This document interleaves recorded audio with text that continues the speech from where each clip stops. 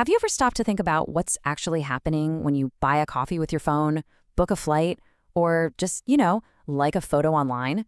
Well, behind the scenes, there's this invisible, silent engine that's humming away, making all of it possible. That engine is the database. And today, we're going to pop the hood and see how it works. And that is not an exaggeration. Seriously. Your bank balance, your social media feed, your university grades, where your pizza is on the delivery tracker, databases are the absolute bedrock of our modern world. They touch every single part of our lives, and their job is to manage just incredible amounts of information and to do it efficiently and reliably. All right, so here's our game plan. We're going to start by traveling back in time to see the chaos that existed before databases. Then we'll look at their architectural blueprint. After that, we'll get into the really cool stuff, how they keep our data safe, how they handle thousands of people at once, and finally, their ultimate magic trick, recovering from a total disaster. To really appreciate just how amazing a modern database is, you have to understand what came before it. We're talking about the early days of computing, when all of our important data was just stored in simple files. And let me tell you, it was a complete and utter mess. Honestly, trying to store data this way was a total nightmare. You'd have the exact same information copied in like 5 different files, which of course meant it was always inconsistent. If you wanted to find one specific piece of data, forget about it. You basically had to write a whole new program from scratch. And critical business rules, like say an account balance can't go below 0, that was just buried somewhere deep inside the application code. It was a ticking time bomb. So the solution that emerged was the Database Management System, or DBMS, and this table just lays it out perfectly. A DBMS gives you centralized control, which means your data is consistent. It gives you real, fine-grained security. It makes sure that when lots of people access the data at once, it's controlled and safe, not chaotic. And it lets you state your rules, your data integrity rules, right up front. It's really the difference between total anarchy and a well-run city. So how in the world does a DBMS actually achieve all this order? Well, it all comes down to a really clever blueprint, a specific structure and architecture that's designed for clarity, efficiency, and what we call a separation of concerns. Okay, so the core idea here is abstraction. At the very bottom, you've got the physical level. This is the nitty-gritty of how the ones and zeros are actually stored on a disk. Most people never have to worry about this. In the middle, you have the logical level. This describes what data is being stored and how it relates to other data. This is where developers spend most of their time. And then at the very top, you have the view level. This is what you, the end user, actually interact with. It can be customized to show you only what you need to see, which is also a fantastic security feature. Now, when we talk about how these systems are built, the simplest version is the single tier. This is where the database and the application are all on the same machine. A great example is someone running Microsoft Access on their desktop to manage their small business inventory. Super simple, it's fast, but it really doesn't scale. So the next step up is two-tier architecture, also known as client-server. And this was a huge leap forward. Now you can have multiple clients, think of all the cash registers in a store, all connecting directly to one central database server.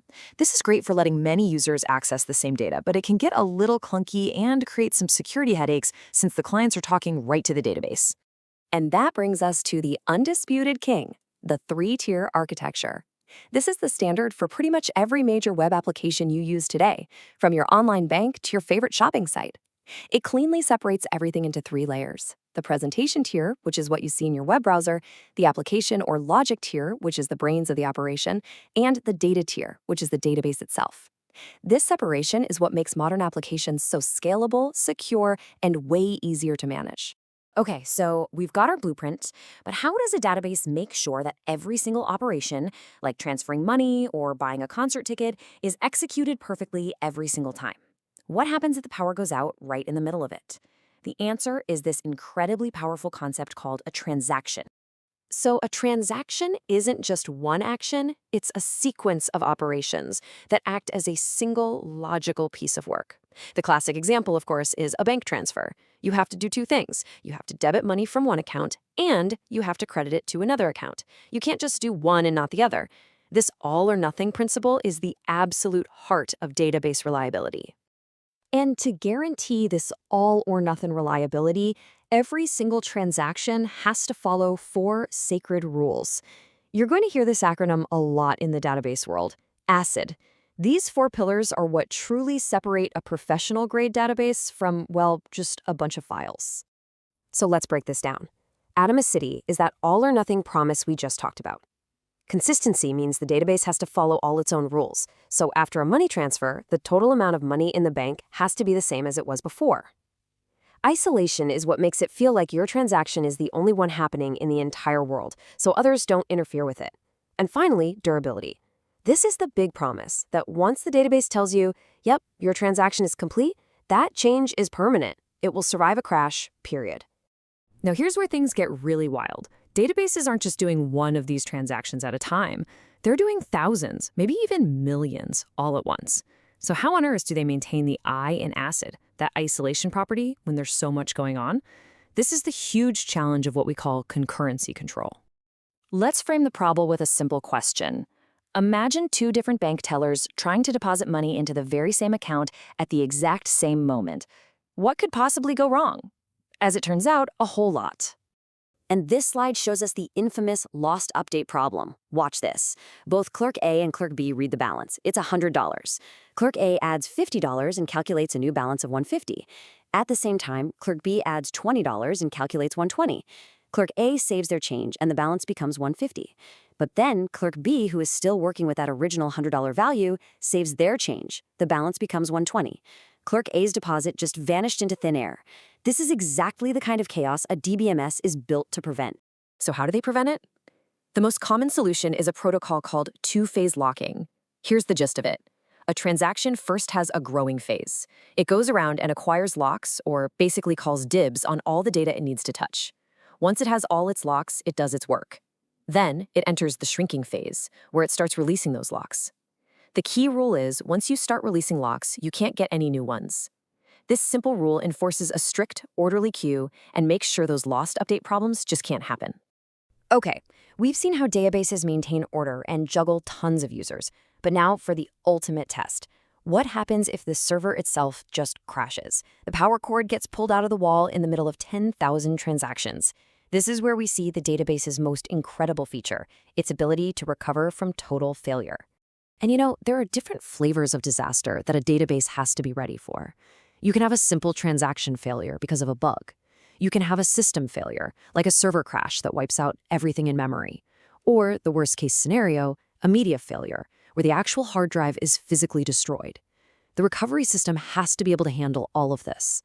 The secret weapon for all of this is a profoundly simple but powerful principle: write-ahead logging, or WAL. This is the cardinal rule of database recovery. Before a single byte of the actual database data is changed on the disk, a description of that change must first be written and saved to a separate, simple file called a log. That log becomes the indestructible source of truth. So, when the system restarts after a crash, it uses a brilliant algorithm like Aries to put the pieces back together. First, in the analysis phase, it's like a detective reading the log to figure out exactly what was going on when the lights went out.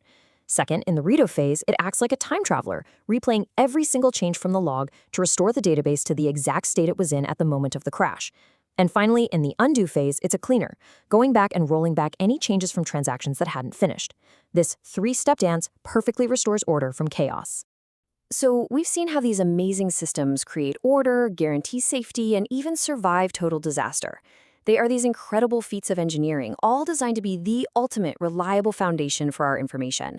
And that leaves us with one final, fascinating thought to chew on. As our systems get smarter and smarter, where does the job of the database end and the job of artificial intelligence begin? It's a line that's getting blurrier every single day.